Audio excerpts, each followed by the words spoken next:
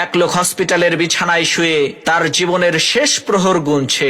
এদিকে তার পরিবারের লোকজন আর হসপিটালের একজন নার্স তার বিছানার পাশে দাঁড়িয়ে আছে। এমত অবস্থায় মৃত্যু শয্যায় শুয়ে থাকা ওই ব্যক্তি তার বড় ছেলেকে কাছে ডেকে বলল, বাবা, ঢাকার গুলশানের আলিশান 10টা বাড়ি আমি তোমাকে দিয়ে গেলাম। এরপর তার একমাত্র মেয়েকে কাছে ডেকে বলল, মারে, বনানীর 5টা ডুপ্লেক্স বাড়ি আমি তোমাকে দিলাম।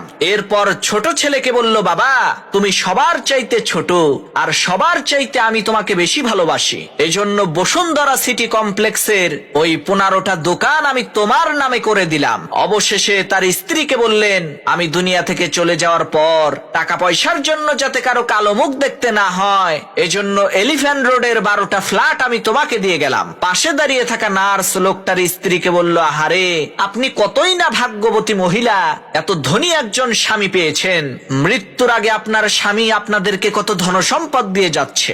নার্সের এই কথা শুনে লোকটার স্ত্রী বলল, কি সব যাতা বলেন, কিসের ধনী, কিসের সম্পত্তি? আমার স্বামী তো পেপার বিক্রেতা, সকাল সকাল পত্রিকা বিতরণ করার জন্য আমাদের সবাইকে লোকেশন ভাগ করে দিচ্ছে। লোকটার স্ত্রীর এই কথা শুনে ওই নার্স আজও পর্যন্ত কোমায় আছে।